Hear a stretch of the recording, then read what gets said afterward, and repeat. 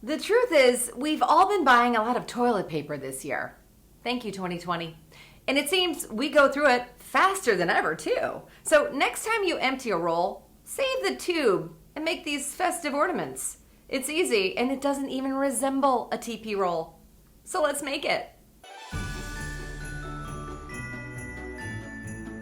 You'll need a toilet paper roll, paint, scissors, embellishments, decorative ribbon, and hot glue.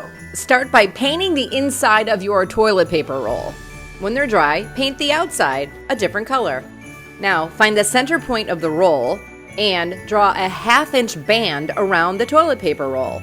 Grab some scissors and make cuts into the middle of the roll, just as far as one of the lines of the band. Now flip it around and do the same thing, but make your cuts staggered.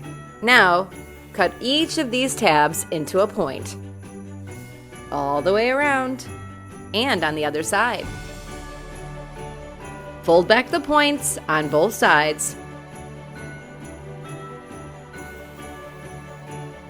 Add a little bling around the center, tie a string around it, and hang it on your tree.